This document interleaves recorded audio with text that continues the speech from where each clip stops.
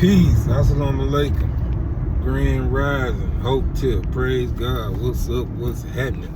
Or whatever it is you ascribe to. Your boy been working, man. I'm talking about your boy been getting to it.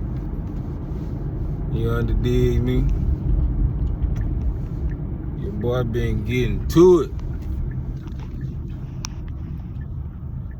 But I still gotta put in this work. I just put in some work, gotta put in some more work. The work don't stop.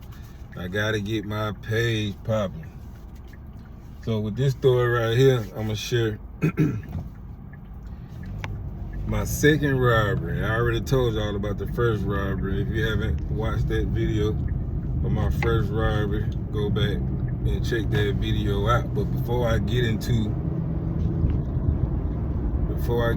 the story, I want to share something right quick, if y'all don't mind. You know, I've been home 16 years. I did 12 years in prison. For those who new to the channel, I did 12 years in prison. I went when I was 16, got out when I was 29. I went in 1996, got out in 2008. And for the most part, I've been very successful. And I'm not patting myself on the back. I really don't think I pat myself on the back enough, because I you know, sometimes we don't just take the time out and look back and see how far we've came. Now, I've had my failures, I took my losses, but for the most part, I have been very successful. And I gotta say to myself that I'm proud of you, self. I've been out of the streets for 11 years. I've been out of the penitentiary 16 years. I went back to prison for 1 year. But that didn't stop nothing. That was just God, Allah, Jesus, Yahweh, the universe, or whatever you ascribe to. That was just God's way of spanking me on my ass and telling me, all right now, hey, you keep on messing up. I'm gonna go on and do it to you now. I'm gonna go and give you a life sentence. I'm gonna go on and put you in the grave. You be on straighten up, cause you know you better than that. You know what I mean? So I'm saying I've been successful because everything that I have touched, every job that I have had, I've been, not every job, but most of the job I've had, I've been the supervisor. I was a construction supervisor for Habitat for Humanity. I was a manager at Walmart. I was a supervisor for a car washing. I've had my own business twice. I still got one. You know, in my mind, you know, I used to tell myself, I can't work for people, because, you know, I'm a born leader, and you know, I'm born to stand out. You know what I mean? Like, this is something I know about myself. But the truth of the matter is, and I'm just not realizing, the truth of the matter is, I don't like to be told what to do. I have a mental issue, probably come from prison. I do not like to be told what to do. And I'm just being honest. Even my wife, when I get frustrated sometimes when she try to tell me what to do, until I realize, boy, your wife is the boss. You know what I mean? Your wife is the queen. And you know what the queen means on the chessboard. She can do what she want to do. You know what I mean? But, you know, I'm just being honest. I do not like being told what to do. That's one of my flaws, and I'm working on that. Because in this world, I don't care if you got your own business, you're gonna have to answer to somebody sometime.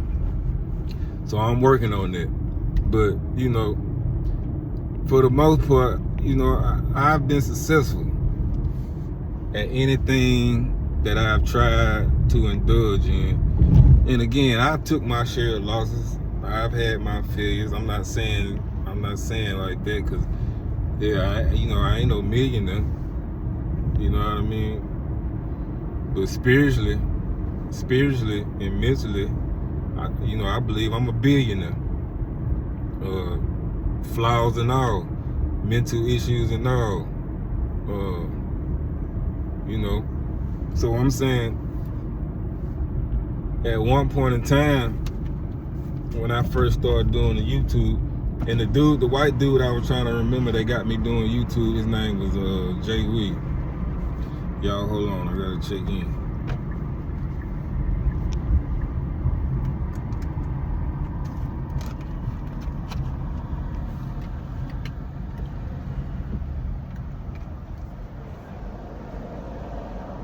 Hey, how you doing?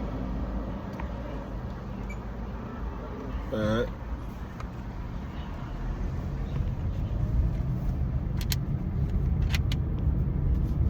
So I'm saying, now that I'm on this YouTube, at one time I didn't know, or I didn't realize that you really can make a living off of YouTube. When I've been on YouTube for years. I'm talking about ever since I got out of, I ain't gonna say ever since I got out of prison, but I've been on YouTube for years when I was rapping and whatnot. But I started doing prison stories like 3 years ago, and I really didn't realize that you could be successful. I mean, you can make a living off of it. But now that I watch some of these guys, I'm like, okay, I know I can do this. So this is what I'm on right now. And I've been going hard for the last couple of weeks. But now that I secured this this job, because I like to use my hands, I just can't help it. I think I'm gonna be doing that till I die. I like to build. I like to repair stuff, you know what I mean? I like to remodel. That's just what I like to do. But, now I'm finna see if I can be successful at this YouTube. So I just had to get that out the way. Y'all forgive me. Y'all don't leave me. I know y'all don't leave me. I know y'all attention span ain't but that big. So let me get to the story. So my second robbery, it was me, Rustin, the same getaway driver that was in the first robbery. And I don't want to call his real name. I'm just going to say his name, Nam Nam. And then my charge partner, Wop. I'm going to say Wop real name. It was us, folks. First, it was just supposed to be me and Rustin. And then somehow Wop got involved. And I forgot how Nam Nam got involved, but he got involved. But, we rocked with each other, so it was cool. So one day we went and got us a crack runner. Crack runner was something that we did back in the days. You know what I mean? If you had you some crack, you can go get with you a crackhead, and they'll let you rent their car for some crack. So we had one of those. It was a Lincoln Town car, and that thing was clean too. Do you hear me? But and as always, I am the game planner. Like I put the plan together, and we went to the spot. So we went and robbed a hamburger joint. It's called Wars. It's a Mississippi thing, a South Mississippi thing. So on the way up there, I'm talking noise like I'm about to go in there and I'm about to go in there and put in the work.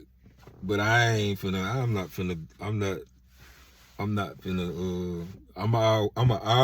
though I've done it, you know what I mean? And I'm gonna tell that story too. But I've always thought to put myself in a position like if we get caught, yeah, I ain't do too much. That's just the way I was thinking. You know what I mean? I think I was like 15 at the time. 15, 16, something like that. But I knew, and I understand it now. I didn't understand it then, that I was using reverse psychology, because I knew my child partner, I knew my homeboy Wop, he was gonna compete with me. You know what I mean? Like, nah, I'm gonna go in there. So anyway, Nam Nam and WAP, they went in there, and when they came out with the money or whatnot, they were like Nam showed out. It was like a movie, you know what I mean? Me and Rustin sitting in the car, you know what I mean? We was the lookouts. But so once they got in the car and we took out, we got away with it too. And they hiked, you know what I mean? I'm talking about pocket full of money. I think we hit for like $6,000 on this one. And we had I'm talking about they got everything that they could see. In the tray, it was just full of coins, quarters, nickels, dimes, pennies. And that was even worth like $2,000, but we gave that away our dumb self. But I'll get to that point. I'll get to that part in a minute. So they get in the car, and while we headed back to the L, they explaining what happened. So it was like a movie, bro. They say they went in, like, they had masks on, and WAP, he so gun-ho. He went in. I think WAP had a 357 or something. I can't remember. And WAP had WAP had the 357, and Nam had a shotgun. I think it was a 410 or some shit like that. So they say they went in, and me and Rustin, we the lookout, but we can't see in. Well, I mean, we can see people, moving around scared and shit. And Ward's, this hamburger spot, it's a jumping spot where we from. But it's night, and it's almost time for them to close, so it ain't that many people in there. You know what I mean? But I can see people running around, people running out the door and shit. And, I'm ducking down and shit. So they say they went in, and WAP, soon they opened the door. WAP, he upped the pistol, and told everybody don't move, even though some people moved and some people ran out of there. And they say WAP, it was a little boy at the counter. It ain't funny because, I mean, man, I'm saying, like, that's just crazy. It's crazy. But he grabbed the little boy. They say the boy mama was screaming. They say, man, show. Damn, I hate I said, bro, Nam, he jumped on top of the counter with the shotgun, like he in a movie or something, telling everybody don't move, come on with the money, come on with the money, come on with the money. Then he jumped over the counter to get the money while WAP got the little boy. And they ran out the door, jumped in the car. We smashed off, and we got away, man. I mean, we used to do some crazy. I don't know why I don't know, bro. Was it the movies? Was it the rap music? Like, I don't know what we was thinking about, bro. I'm saying, like, the name of my page is Done It All. It's Done It All for sure. And I'm saying, bro, I done a whole lot of negative, nonsense stuff. And, and I'ma always say this, God had just been with me, like, through all my nonsense. Like, and I don't even see, like, how am I able to be thriving and as successful as I have been,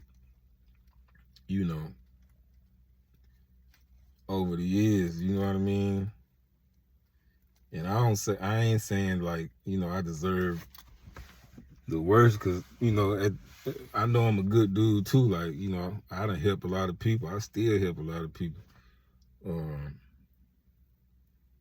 But, I'm saying, like, man, we done did some crazy stuff, bro. I done did some crazy stuff. And even in prison, like, I had my ups and downs. I had my times where I was doing foolishness, you know what I mean? Being sneaky. I'm talking about breaking in people's lockers. I'm talking about.